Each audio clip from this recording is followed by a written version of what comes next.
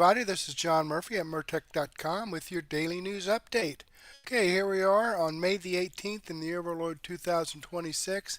And I've got some great information for you tonight. Let me click on the Rumble link here and take us over here to Murtech on Rumble. This is the live stream we're talking about here, episode 1921. It says upcoming, but as you know, you are actually watching it. So let's click on that and close out the live chat. Let me slide down here and click the show more button and expand out the description box.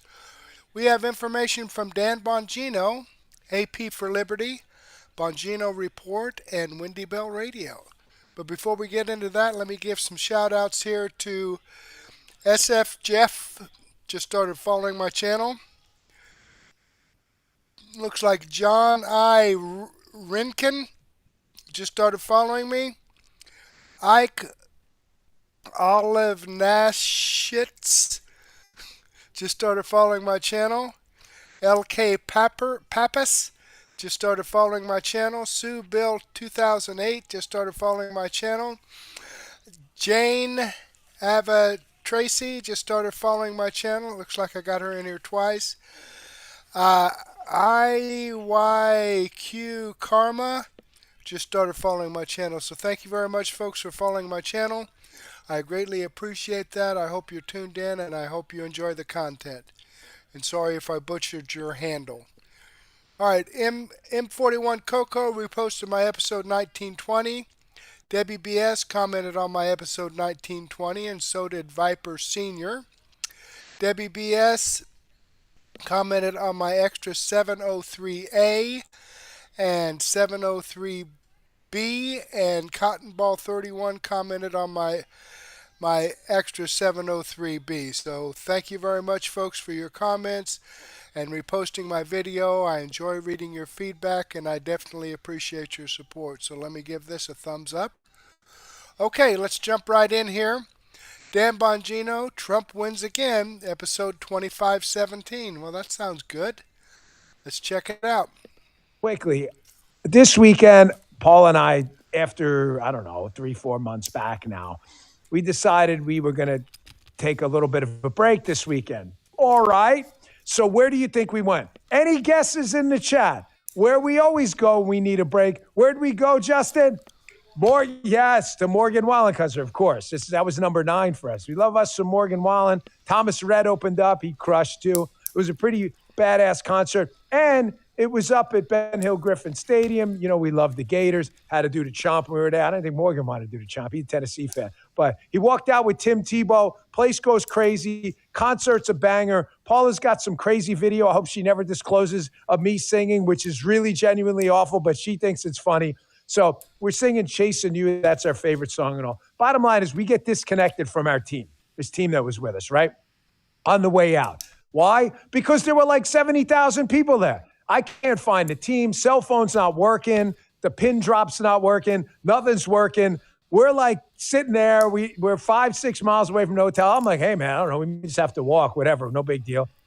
This guy, nicest guy, is like, hey, Dan. And by the way, people could not have been nicer. We must have taken like 500 selfies. People could not have been nicer. Showing us their MAGA hats, grabbing us and everything. It was incredible. I had the best time ever. People were so nice. This guy's like, hey, Dan, what are you doing? And I said, man, we're looking for our team. We can't seem to find them. He's like, why? I said, you're trying to get back to the hotel? He's like, he's got this big pickup. He goes, I'm just waiting for my wife and kid that went to the concert. He's like, I'll drive you back. I said, no way. He said, yes way. He's like, get in the back. I look at Paula. Paula's like, you sure? I'm like, I trust this guy. I don't know. I just trust the guy. I get in the back of the truck, right? The guy calls his wife. He's like, you're never going to believe he's in the back of the truck. Dan Bongino's wife. She's like, what the hell are they doing there? It's like, we're giving them a ride back to the hotel. I'm like, the wife jumps in. She's like, I can't believe it's the kids jump. The kid's like, who are you? Kid's like 10 years old. He looks up in the phone. He's, oh, the daughter. The daughter's like, hey, there's a boy and a girl. The daughter's like, oh, you're a radio guy or something. We're driving back to the hotel. We're caught in traffic. We're in the car like a half an hour. The guy starts playing Morgan. We're all singing in the car. It was like the greatest half an hour ever. Bottom line is, I'm not going to say his name, but thank you to the guy and the family. It was so nice to meet you. I gave him one of my coins. I told him we'd take care of him. So I really appreciate it. It was the best half hour ever. Paul and I got back to the hotel. We were like, you know what? That was like the greatest thing. I'm almost glad we got disconnected from our team. So there is the first weekend update I've done for you ever. I don't spend a lot of time on my personal life because honestly, who cares? I just thought that was really funny. That this guy's like, you want to ride? I'm like, hell yeah. It turns out he knew the neighborhood too. He's cutting through like bank parking lots, getting us around all the traffic in Gainesville. Awesome. AAA72, glad you and Paula had a good time. Self-care is important. God bless. God bless you too. All right, now to the important stuff that happened. Folks, the MAGA movement is the GOP now. I titled today's show, Trump Wins, because Trump is won again. I don't know how many times we've got to tell the people trying to hijack our movement. The Republican Party is the MAGA movement now. That's just a fact. What am I talking about? I really try to stay out of Republican on Republican stuff as often as I can, except, there are some doomers and gloomers out there who decide to come after us. And if you're going to come after us, well, we're going to kick you back even harder. Sorry, that's just the way we roll. We always have, because we always win. After the Indiana primaries, where President Trump and his team went after a bunch of Indiana Republicans who just refused to do Republican stuff and won, you would think a guy like Bill Cassidy, a U.S. Senator from Louisiana who's consistently gone after Trump, would have learned his lesson. Cassidy did not. Cassidy is, and listen, you don't got to agree with President Trump on everything. I don't. We've had, disputes about certain issues on my show. He's never written me off. It's not about that. It's about just being like a thorn in the side for the sake of being a thorn in the side. None of this stuff is principled. Bill Cassidy is a sitting U.S. Senator, folks. Went down in flames in a primary this weekend. Actually finished third. Not second, third. So there's a runoff. Runoff's top two. He's not even in the runoff. Now, why did Bill Cassidy go down in flames? Because, again, there's a group of doomers and black pillars and do-nothing bullshitters trying to come into the Republican tent and hijack the movement to make us a more left-leaning identity politics party. We don't like the Jews. It's all this crap. You're not our movement. Get out. Get out. Now, Cassidy was not one of those guys. This is an impeachment guy. Another wing of the Republican Party. I don't like Donald Trump's style, so we're going to impeach him. Really? I thought that was for high crimes and misdemeanors, not personality crimes. Here's Cassidy back in 2021, February of 2021, on an interview with, I believe, ABC, talking about impeachment hoax 2, why Donald Trump needed to be impeached. Well, only one person lost their office, and it ain't Donald Trump, Bill. Check this out. People want to trust. They want to trust their leaders. They want people to be held accountable. Now, I'm attempting to hold President Trump accountable. And that is the trust I have from the people that elected me. And I am very confident that as time passes, people will move to that position. So you think you'll eventually represent a majority view in Louisiana? Number one, I think I may already represent a majority view. Do you think he can run a credible campaign for president again? Will he remain a force in the Republican Party? What does that mean for the Republican Party?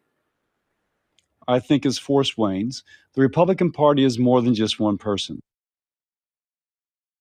Ladies and gentlemen, of course, the Republican Party is more than just one person. Of course. But when one person does things to move the Republican Party into a winning position, advances the ball on crime, advances the ball on the border, advances the ball on the economy, advances the ball on tax cuts, advances the ball on shrinking government for the first time like ever, 300,000 federal employees now on a trimmed down, leaner, meaner government payroll. You got a Doge in there finally. All right. Oh, the cuts, they're not enough. There's a star. Nobody's done anything. We finally have a guy in the White House, Maduro, Iran. We have a guy in the White House actually doing stuff instead of talking shit. We do trust that person, Bill, and it wasn't you.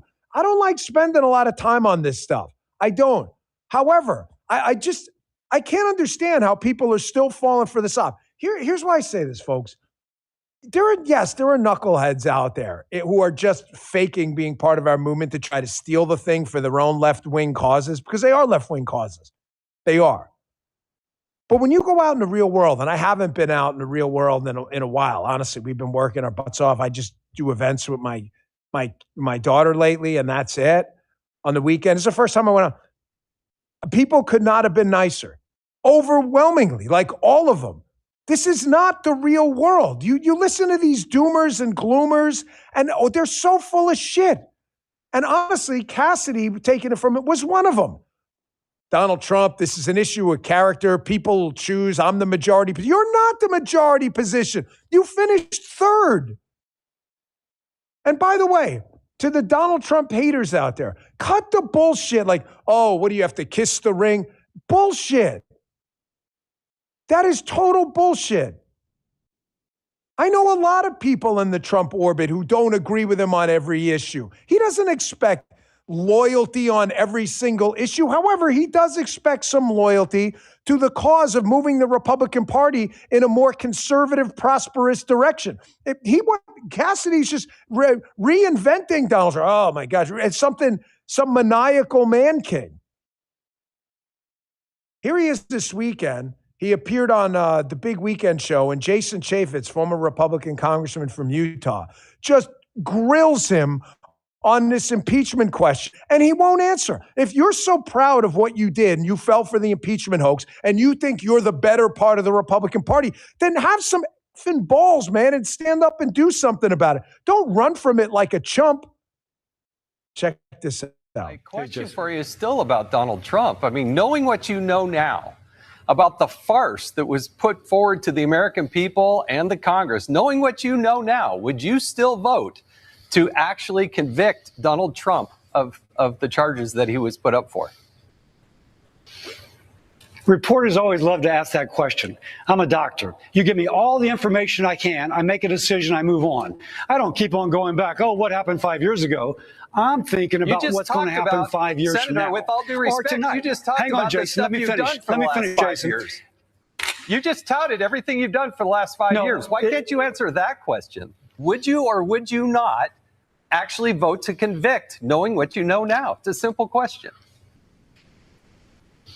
Yeah, Jason, you may go back and flagellate yourself over decisions in the past. I do not. I move on. By the way, what I'm talking about is not just the present, it is the future. By the way, the future also includes that if somebody wants somebody working for the state of Louisiana for the future, not fixated on the past, then polls close at 8 o'clock tonight. Get out there and vote. That's not the point, bro. That's not the point at all. The point is he's asking you to acknowledge, knowing what you know now, that both of the impeachment efforts against Donald Trump are hoaxes. Would you reevaluate the situation given the current inputs, which are now better inputs than bullshit inputs you had making the decision last time? He doesn't even want to answer the question. Folks, he finished third. He is a sitting United States senator. Do you have any idea how hard it is to unseat in a primary a sitting United States senator, no less a congressman? Senators are even harder. Their terms are 3 times as long. For the liberals listening, a representative in the House, it's a 2-year term. Senators have 6-year terms. That's a lot of time to build up goodwill with constituents in a state, and it's a time to raise a bunch of money. He finished third, man. Now, you've got another test, the Donald Trump endorsement coming tomorrow in Kentucky with the Tom Massey, Ed Galrine. We had Ed on, the Patriot, decorated military service. We'll see what happens tomorrow. Again, I don't bigger fights. However, there are people in our tent trying to steal away our movement, and you should give them the double barrel and be like, no, this isn't your movement. You don't get in here after we've been at this, knocking on doors, some of us running for office, raising money for causes, being activists. You don't get to walk in, into the tent and hijack the movement as your own. It's not yours. You could start a different movement, see how much power you have. Clearly, the Cassidy movement wasn't working.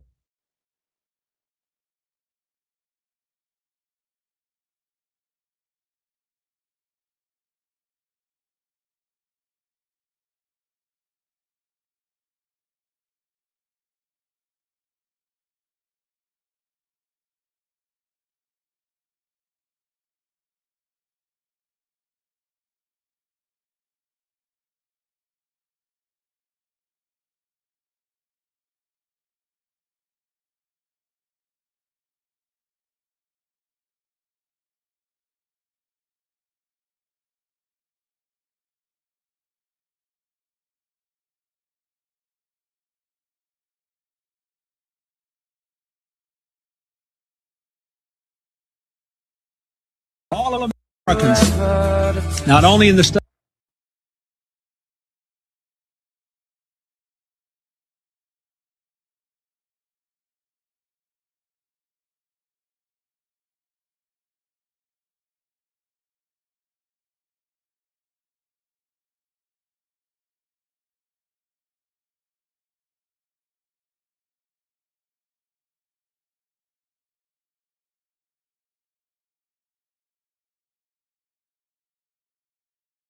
All Americans.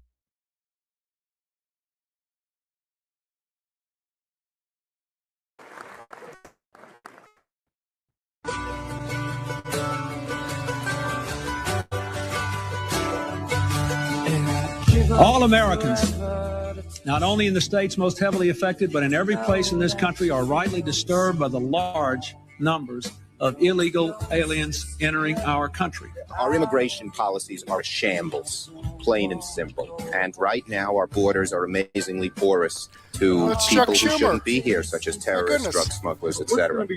If you break our laws by entering this country without permission and give birth to a child, we reward that child with U.S. citizenship. And we wonder, in this country, why we have an illegal immigration problem.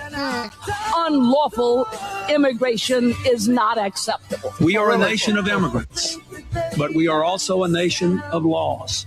It is wrong and ultimately self-defeating for a nation of immigrants to permit the kind of abuse of our immigration laws we have seen in recent years, and we must do more to stop them.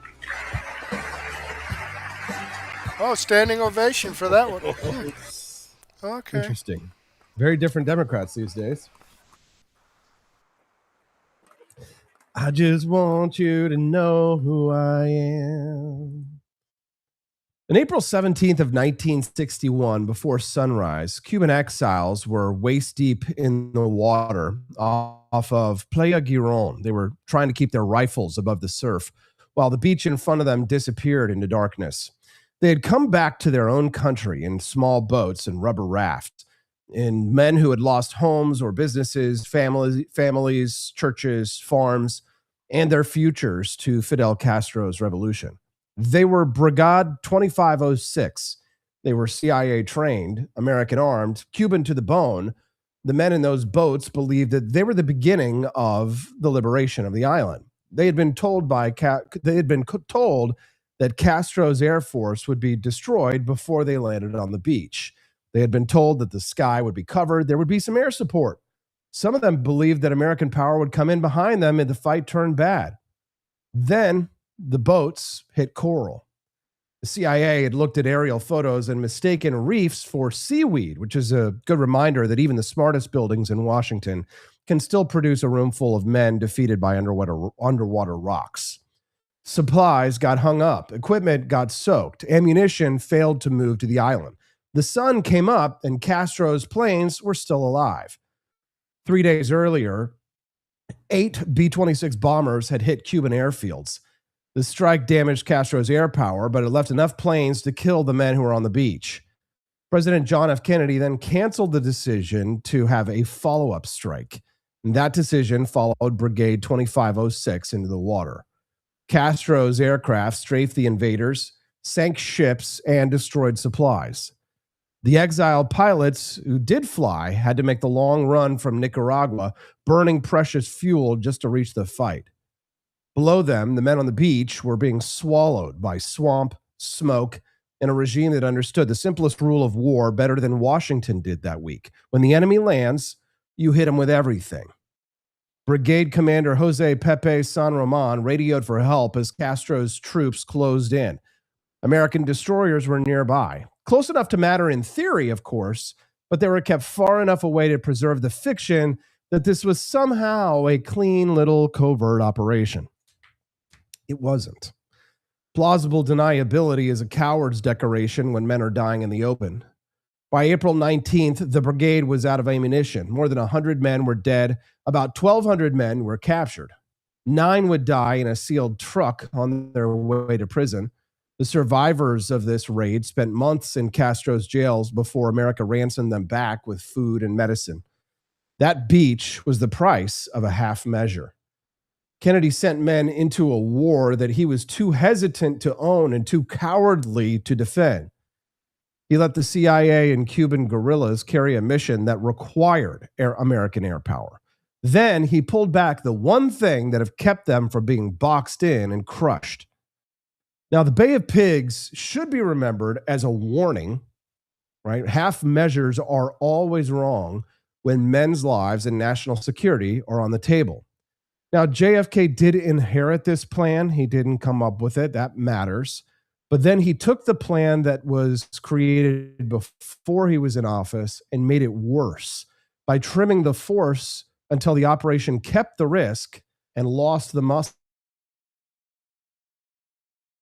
So Washington, you see, they wanted the benefit of action without the burden of full commitment. And that impulse in DC has killed a lot of men. The original premise required air superiority. Like Castro's planes had to be destroyed before the brigade hit the beach.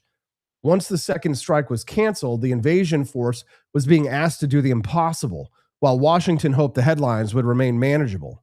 Right? And this is the bureaucratic mind during war. They're brave enough to authorize danger, but they're far too vain to accept responsibility. Right? They're always convinced that the memos are going to hold out longer than the ammunition.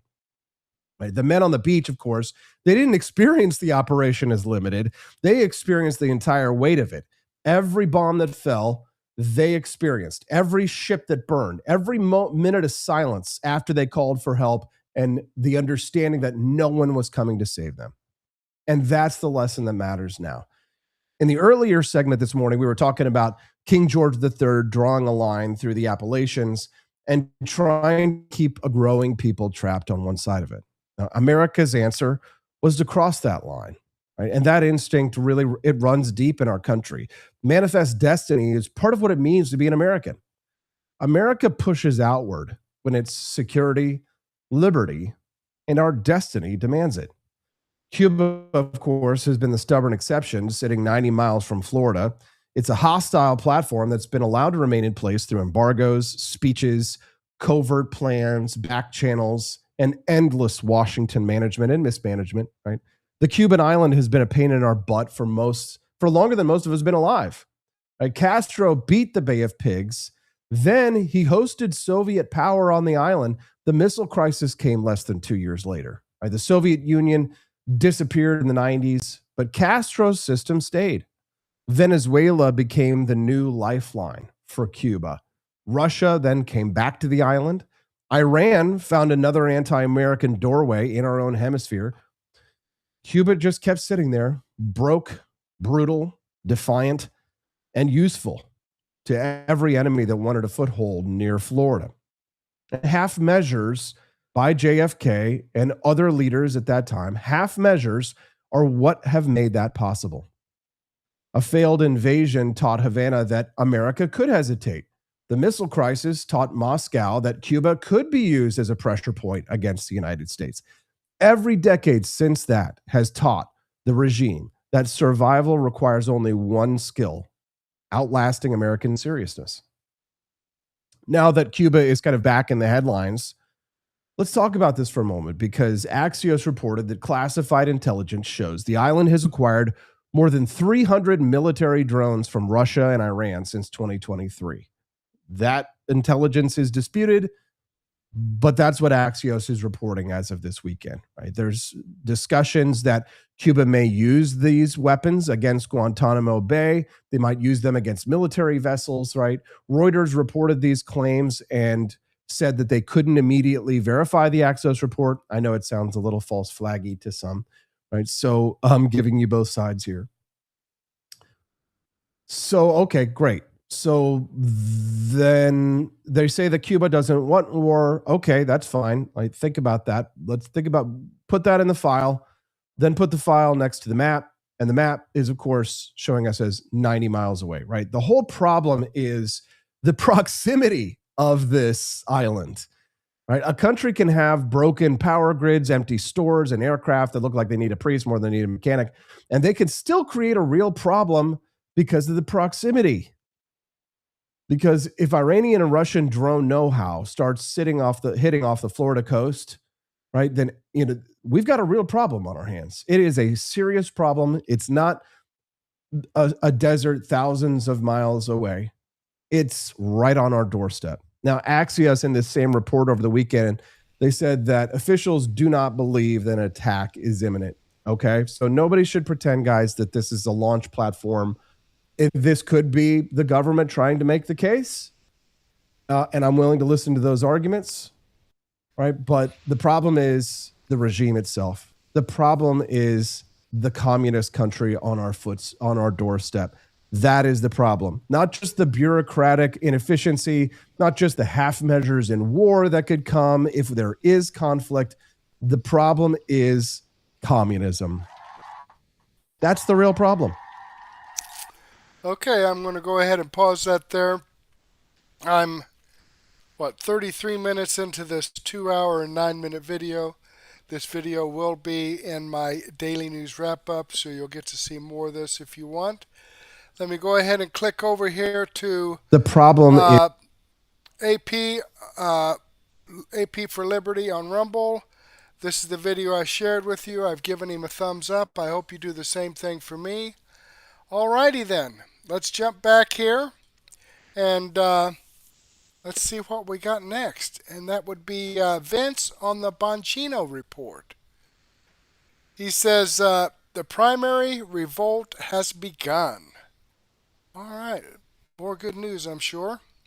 See here, one of the things that we were talking about, both on stage and in the green room, was the fun news of the weekend that Louisiana Republicans just gave Bill Cassidy the heave-ho.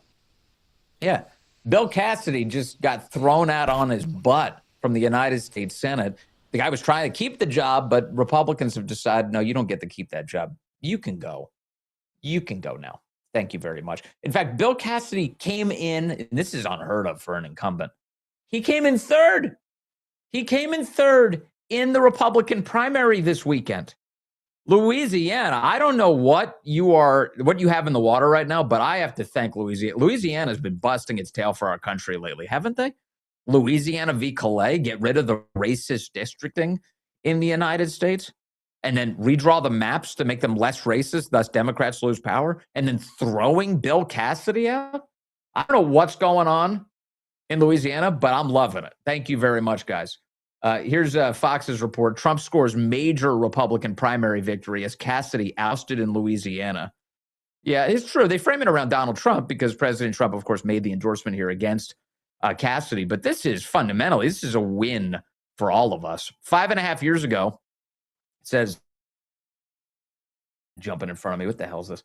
5.5 years ago, after he voted to convict President Trump in his impeachment trial, Republican Senator Bill Cassidy of Louisiana was sent packing by Republican voters as he ran for re-election.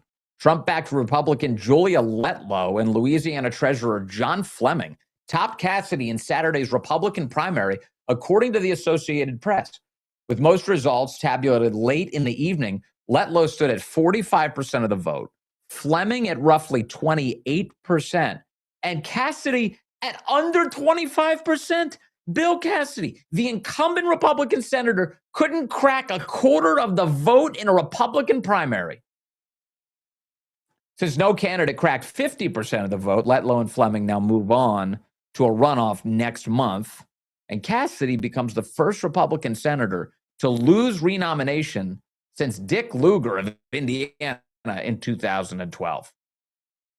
Amazing. So Julia Letlow and John Fleming. Now, Letlow is who President Trump has endorsed, but I think he's excited about both of these guys having run. They both easily defeated Bill Cassidy, and they head to this runoff. And I expect Julia Letlow, based on the polling, will likely become the nominee and subsequently next Republican senator from the great state of Louisiana. But isn't this fun to see? I love, we've talked at some length how there's a lot of, Dan calls them doomers. There's a lot of people out there who got a black pill on the news. I love this. I love to see the fight that the American people are waging here, and that we're winning all of these victories. We just had all this success throwing out the Indiana Republicans who sold us out, who refused to do even the simple thing of picking up 2 congressional seats from those Democrats who've been stealing over 40 seats all across our country. So what did we do? What did Republicans, conservatives do all across the country, and particularly in Indiana? They said, you're fired. And they threw these guys out. They threw them out. Bill Cassidy just got fired. And that, to be clear, is a part of a trend line. There's a lot of these establishment figures that we've been getting rid of or are leaving right now from the United States Senate, which is good news for the rest of us. I mean, just think about the last couple of years. You know, we've had people like Richard Burr and Mitt Romney leave the United States Senate. Not John Thune, excuse me. Not yet. Thom Tillis is leaving angrily this year. He's done at the end of this year. Mitch McConnell, he's leaving because his mind already left, but he's subsequently leaving the United States Senate this year. There's a race to replace him going on right now in Kentucky. And now we got Bill Cassidy thrown out. And I just think this is victory after victory after victory, kind of doing a controlled burn of the Republican Party to improve the United States Senate and get people in there who are actually going to fight for our country. That needs to be the goal right now. And just think about Cassidy and who he's been. Cassidy, back in 2023, he's been crapping on Trump for years. Look what he was saying in 23 when he was saying, you know what, that Donald Trump, he has no chance of ever becoming president again. Here he is. Watch. Well, a couple things. I don't think Trump can win a general election, but that's a nice way for him to diss people like Tim Scott, who's a pretty formidable candidate. So you just have to take this as a competitor trying to diss others. On the other hand, during the last election cycle, we saw that in all the swing states, almost all, Georgia, Pennsylvania, Nevada, and Arizona, that the candidates for Senate that Trump endorsed all lost. If you had taken the votes that went to other Republicans and put them together, those Republicans would have won. So I think the president's kind of high-profile endorsement of those candidates actually hurt those candidates, at least in the general election. So if past his prologue, that means President Trump is going to have a hard time in those swing states, which means that he cannot win a general election. All right, Senator. He cannot win a general election. Thank you to Western Lensman for surfacing that clip. Isn't that a fun clip? Chat, how did President Trump do in the swing states in 2024? Does anybody know? Does anybody know how President Trump did in the swing states? Can I just get a quick fact check on that particular thing? Because Bill Cassidy, the clip I just played, he said that Donald Trump was not going to fare well in the swing states. How did he do? How did he do, chat? That's right, Mega Chip. He won them all. He won all 7. He won every swing state. Bill Cassidy was wrong. And now Bill Cassidy's out of a job. Cassidy. In fact, in the closing hours of his race this weekend, Bill Cassidy went on the Fox News channel and he was questioned by, and this is a great clip, Jason Chaffetz, former congressman. And Chaffetz just got in his face about how he voted, as Cassidy did. He voted to convict Donald Trump in one of President Trump's impeachment trials. He voted to convict him. He said, yeah, no, the House was right to impeach him. I'm going to vote to convict. That was Cassidy, Republican senator. These ludicrous impeachment operations by the left. Cassidy played along with it. So in the closing hours of the race, Jason Chaffetz asked him about it, and boy, did Cassidy not want to talk about it. Watch this. You and I got to serve in the Congress for a little while, but my question for you is still about Donald Trump. I mean, knowing what you know now about the farce that was put forward to the American people and the Congress, knowing what you know now, would you still vote to actually convict Donald Trump of the charges that he was Answer the question.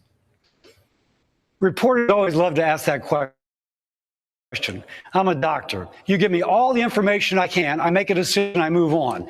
I don't keep on going back. Oh, what happened 5 years ago? I'm thinking about what's going to happen 5 years from now. With all due respect, you just talked about the stuff you've done for the last 5 years. You just touted everything you've done for the last 5 years. Why can't you answer that question? Do or did you not? Hey, Jason, knowing what you know now, Jason, I want you to answer that question. Would you or would you not actually vote to convict, knowing what you know now? It's a simple question. Yeah, Jason, you may go back and flagellate yourself over decisions in the past. I do not. I move on.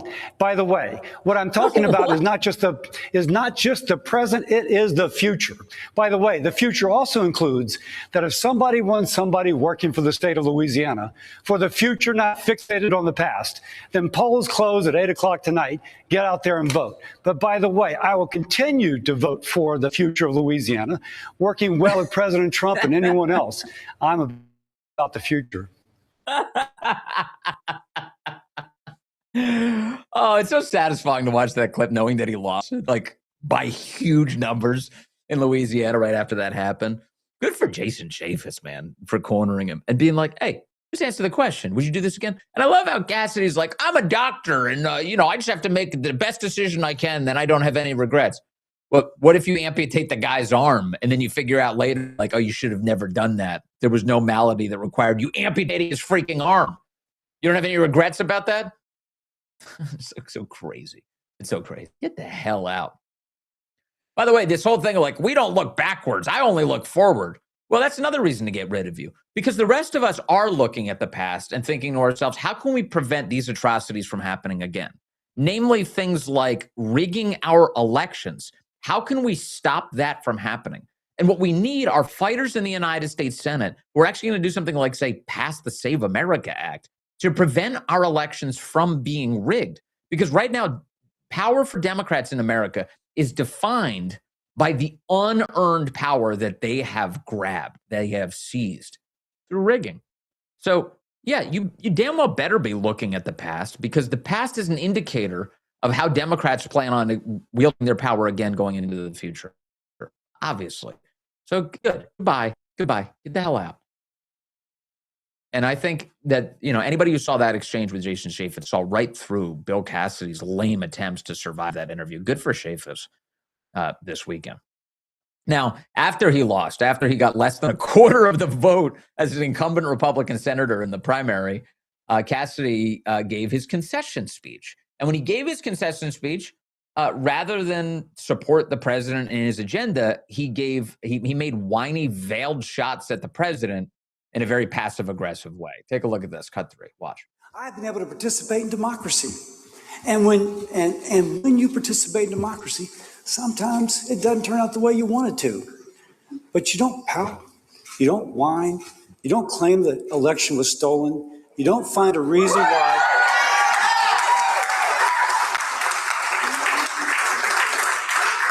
You don't manufacture some excuse. You thank the voters for the privilege of representing the state or the country for as long as you've had that privilege. And that's what I'm doing right now.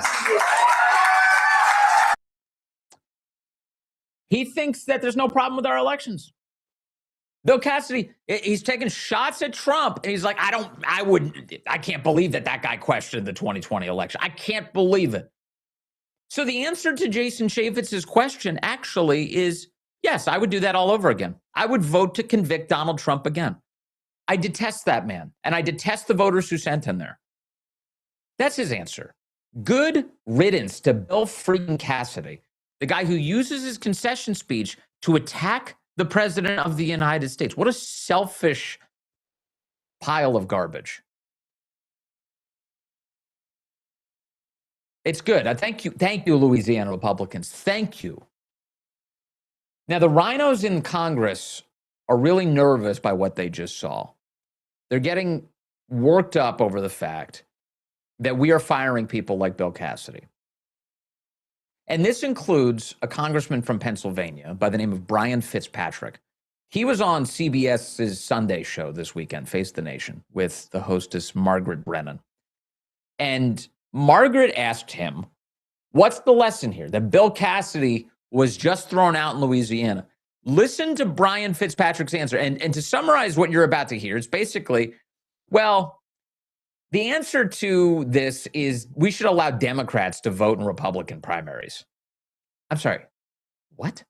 This is a real Republican congressman from Pennsylvania. Watch.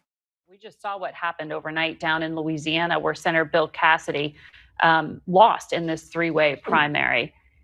The president himself, the leader of your party who wanted this redistricting, has also been directly involved in some of these primary races, picking candidates. He came out hard against Cassidy. He's also now focusing in on Congressman Thomas Massie of Kentucky, who has taken votes in opposition to the president, including for the release of the Epstein files. I mean, is the message here for Republicans that if you dissent from the president, he's going to take you down? Well, it's one of the many reasons, Margaret, why we need to open primaries up in all 50 states. Another cause that Tom and I are behind. Over half the states in this country have closed primaries, meaning that if you're a registered independent, you are excluded from voting in 50% of elections. And let's just put this into context. You could be a 98-year-old World War II veteran who stormed the beaches of Normandy, saved civilization, who registers independent in the land of independence, which we're celebrating 250 years of, and in half of the states of this country, including, unfortunately, our home state here in Pennsylvania, if you register independent, you're told you're not welcome to vote in half of elections. That is insane. And not only is it an injustice, Margaret, it has a terrible corrosive effect on the floor of the House. Tom and I see it all the time. We call it the vote no, hope yes crowd. They go to the House floor wanting to support a policy, knowing that policy is the right thing to do, but because they live in a closed primary state, and 18% of Americans vote in primaries, they're going to the House floor thinking about 18% of their electorate instead of 100% of their electorate. So closed primaries coupled with gerrymandering, your previous question, are really, really hurting our country. They're causing gridlock on the House floor. This is idiocy. This is complete idiocy. Actually, the thing that's hurting our country is a lack of election integrity. The thing that's hurting our country is rigged congressional districts. The thing that's hurting our country is allowing illegal aliens to pour in by the millions, giving Democrats unearned congressional seats. Those are the things that are hurting our country. And the things that are hurting our country include weak rhinos like Brian Fitzpatrick, who sits there and says, the real answer to this is to allow Democrats to vote Republican primaries. Okay. All right. I'm going to go ahead and pause that there. Now, here in Indiana, I mean, I'm a registered Republican, but I could go in on primary day and ask for a Democrat ticket. Okay? That's just the way it is here in Indiana. Or if you're an independent, I mean, you can either ask for a Republican or Democrat. Same thing when I go in, I ask for a Republican or Democrat, or they offer, and I pick the Republican ballot and vote that way.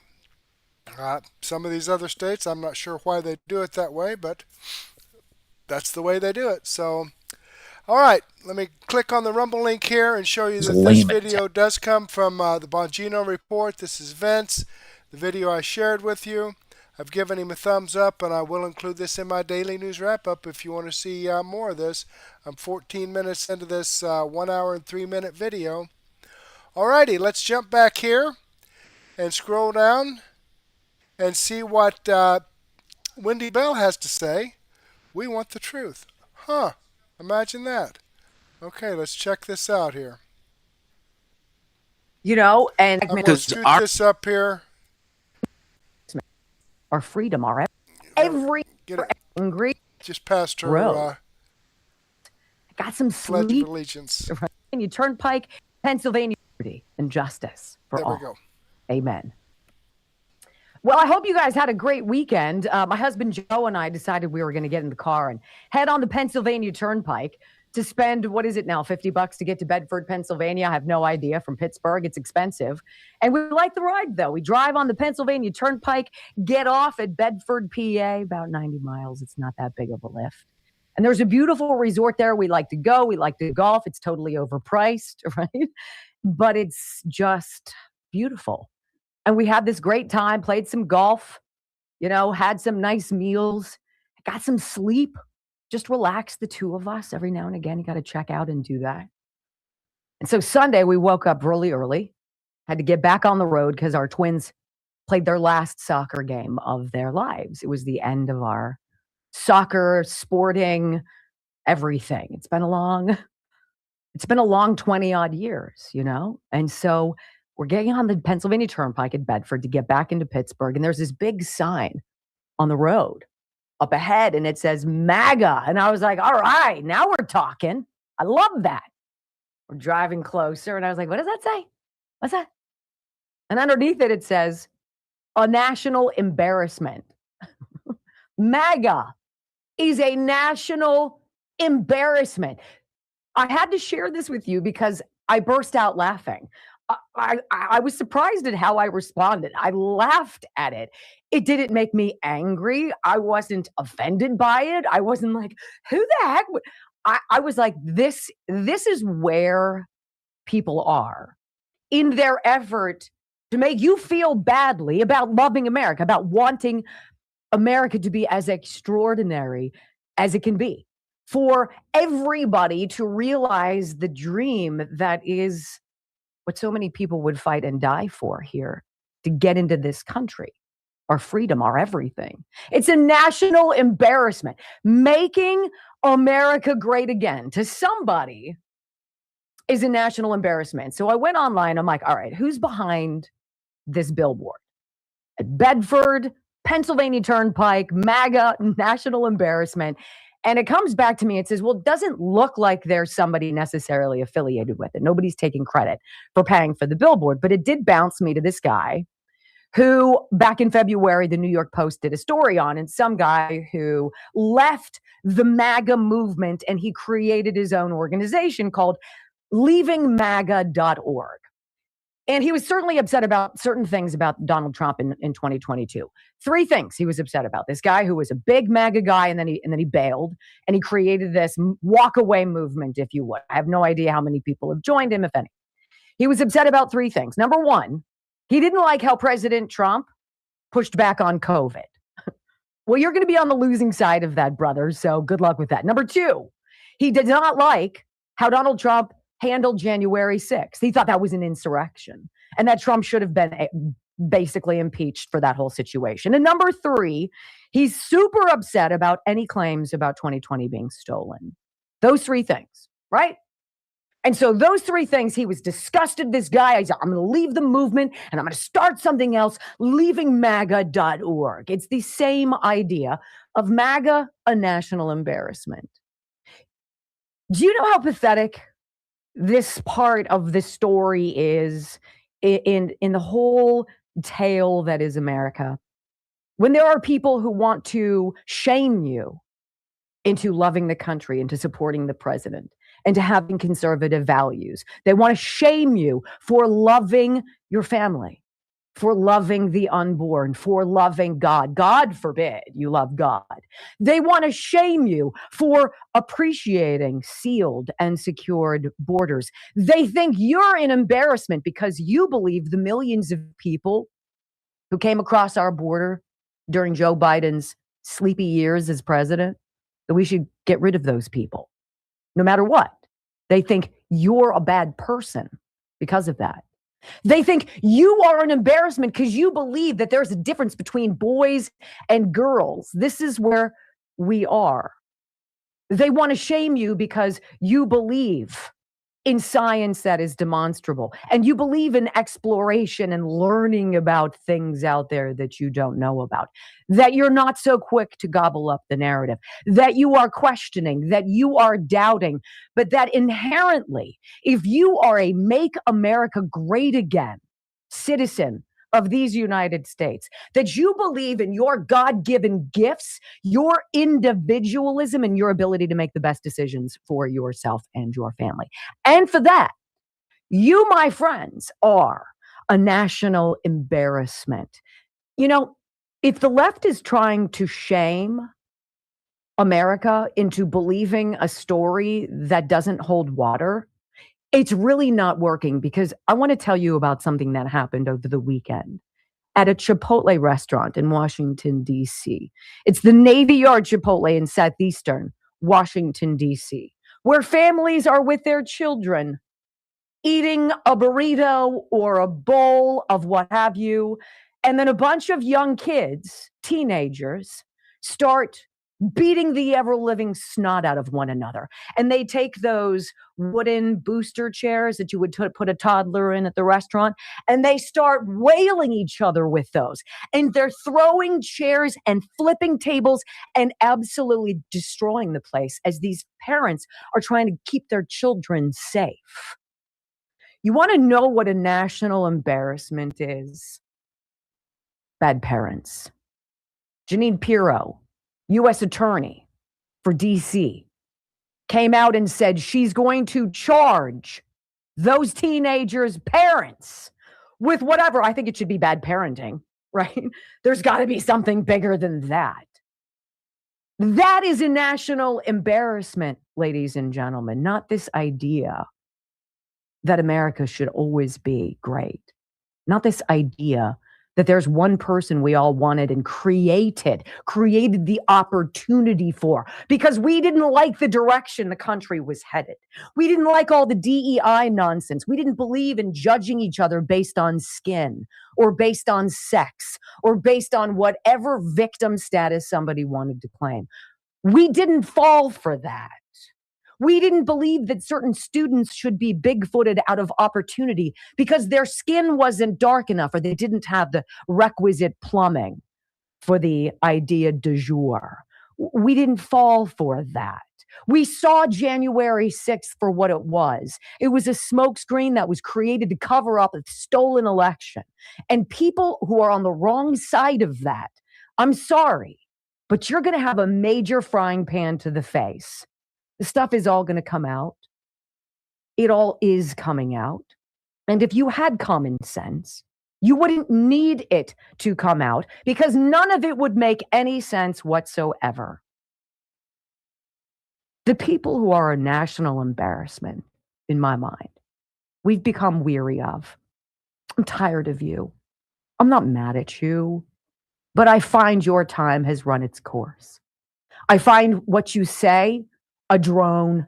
I don't hear you anymore. Your fake outrage, your staged crowds on demand protest, the signs that are all made in back of cars, right? The bricks, pallets of them waiting just for the right opportunity for things to go haywire. I pity you because the road ahead of you is going to be long and it's going to be arduous. And you're going to have to someday, if you want to ever wake up and be in Realville, admit that you were duped, that you were conned, that you were too eager to buy a garbage narrative that a lot of us didn't fall for. Al, to whomever created the MAGA national embarrassment sign on the Pennsylvania Turnpike at Bedford, thank you. Because when I see that, I know we're winning. When we come back on the Wendy Bell radio program, did you guys hear Tina Peters is getting out of prison? It's a big day. It's coming up next month. I'm going to give you all the specifics, the sound bites that'll make it all make sense. And you got to know, Trump pushed it. Ricky Schroeder, too, next on the Wendy Bell Radio Network. All right, well, let's get this up here to about the 22-minute mark. Here we go. Enjoy.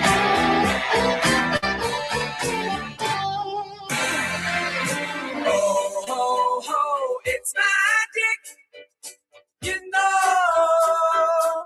So Colorado Governor Jared Polis has now confirmed he has commuted Tina Peters' sentence, saying that he believes the election whistleblowers' free speech rights were violated. I don't really think that Jared Polis all of a sudden just had some come to Jesus moment and was like, you know what?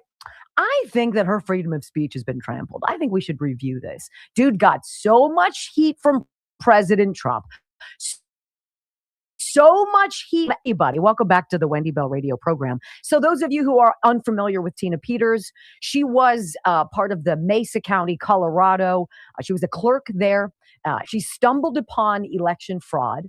And she also stumbled upon, if you will, Dominion voting systems officials coming into the county and going over the machines after the elections and wiping them clean. So there was no evidence.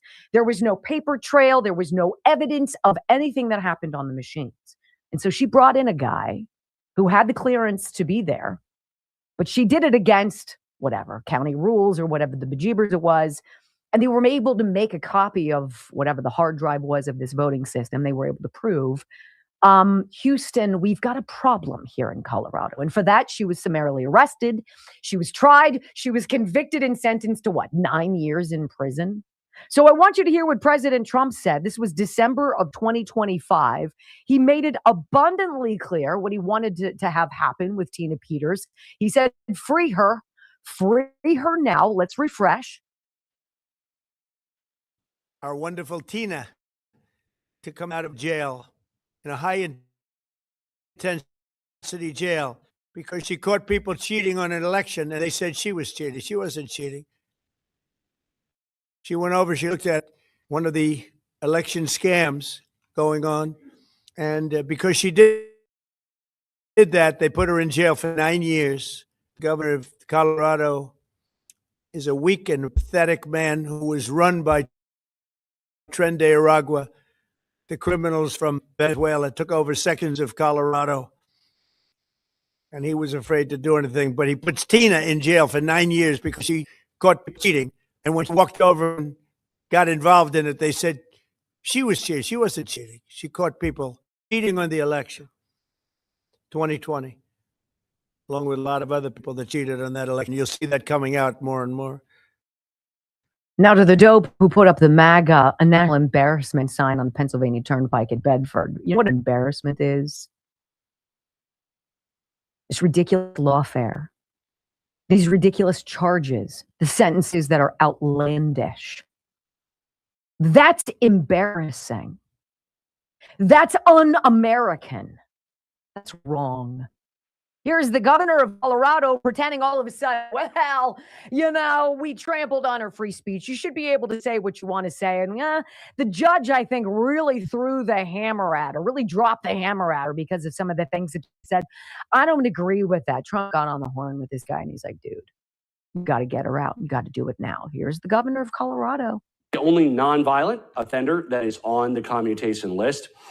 She was sent to almost 9 years in prison. And to be clear, she deserved to go to jail. She committed a crime. What's at issue here is how long the sentence is. And I agree with the appeals court that in the sentencing hearing, the judge incorrectly looked at and considered her bizarre viewpoints, her speech, and held her speech against her. She happens to be somebody that's espoused what I believe to be, what anybody objectively would believe to be incorrect opinions, conspiracies, etc. Is not a crime in our country. What is a crime is, along with two other co-conspirators, one got 6 months, one got parole only, accessed after a municipal election, election computers to download software for an independent audit prior to the software being updated. That is the crime. There were 4 felonies. Those felonies will stick with her. She's a convicted felon. And I believe that the 4.5 years that I'm commuting her sentence to, she'll be on parole along with a number of the other 9 next month, is a fair, just, and tough sentence for her crime. Who the hell is this clown? This is the governor of the great state of Colorado who could not protect the citizens of Aurora outside of Denver from having their apartment complexes completely overrun by Tren de Aragua gangbangers. That's not what's going on. And then Margaret, what's her face? Or who is it? Martha Raddatz, who's like, well, it's just one apartment building, Mr. Vice President. It's not like a big problem. And you're like, what? This guy is going to be the arbiter of what is right and wrong and just. Got it. I want you to hear Tina Peters' attorney, one of her attorneys, John Case. He says she was prosecuted after exposing deleted 2020 election records. I wonder if Jared Polis looked into that at all. Here's Tina John Peters was prosecuted because she brought a qualified witness into the room where the Secretary of State was erasing the election records of the 2020 election. They do this every 2 years on Dominion voting systems. The election happens in even numbered years. And the following spring, Dominion comes in with the Secretary of State and they erase all of the original digital records of the election. So they're gone. So the election can't be audited. And that is what Tina Peters found in 2021 when she brought in the qualified consultant who had federal security clearances. All right, so they wiped the Dominion machines a year before they should have. I think federal law is 22 months. You have to keep all this stuff, all of the ballots, all of the, the chain of transfers of whatnot, the custody things. All of that's got to be saved for 22 months. They decided to bounce in a year and just gone. And Tina Peters saw it and she blew the whistle and they threw her in prison for 9 years. A woman is 73 years old fighting cancer. She blew the whistle. And Jared Polis is not interested in what she found. He was interested in silencing what she found. Why, Jared? Why, boo? Some you don't want us to know. When we come back on the Wendy Bell radio program, Bill Cassidy, well, he kind of effed around. Then he found out. Aw, Senate stuff going on in Louisiana. MAGA, not an embarrassment. Next. All right, I'm going to pause that there, and I will have this in my daily news wrap-up as well, so you'll be able to watch more of Wendy Bell. Let me click over here and show you that this video does come from Wendy Bell. I am following her channel. I've given her a thumbs up. I hope you do the same thing for me. All right, let's jump back here, and let me copy these chats into a comment, so they will be a permanent part of the video. Get that out of the way. There we go. Thank you for your chats, everybody. Okay, and these videos that I've shared with you are videos that come directly from the producers. I've got the links to the videos in the description box, as well as the links to the producer's channel here in the description box if you want to see more of their information. And over here on Murtech.com, the videos that I've shared with you are posted here on Murtech.com, where I have over 40 no-nonsense, common sense, logic and truth videos, the kind of information that, you're not going to get on the mainstream media. Now, I'd like to share all of that with you, but unfortunately, I just don't have the time to do so. But I have put together my Murtech Daily News Wrap-Up, where I have, says 21 videos here in my playlist. Right here's Wendy Bell Radio, Dan Bongino Show, The Bongino Report with Vince, and AP for Liberty, plus X22 Report, We the People News, On the Fringe. A lot of great information here for you folks. But go ahead and take a break right now. Grab a cup of coffee and a donut, or a sandwich and a soft drink, or a beer, or maybe even a nice glass of wine. And meet me back here in about 15 minutes. Give me a time to set this up in Rumble, and we'll get you going. But before we take off, I do want to share some information here from Still haven't tried 1775 coffee? Now's your shot. The 1775 starter kit just dropped, only 1,000 units. You're getting the bold dark roast that hits hard, the smooth medium roast, and the Vitality Mushroom coffee for clean energy and laser focus, no crash. All single origin, small batch, toxin-free, and mold-free. Plus, you're also getting a gold spoon clip because freedom isn't scooped with plastic. A frother strong enough to stir up your coffee and your mother-in-law's opinions. And a black 1775 tumbler. $170 worth of coffee and gear, yours for $99. This is for the ones who've been watching 1775 blow up on Rumble, wondering if it's actually worth it. Spoiler, it is. Go to 1775coffee.com/studio and grab your starter kit before they're gone. Bold beans, clean fuel, and a morning routine that stands for something, just like Rumble does.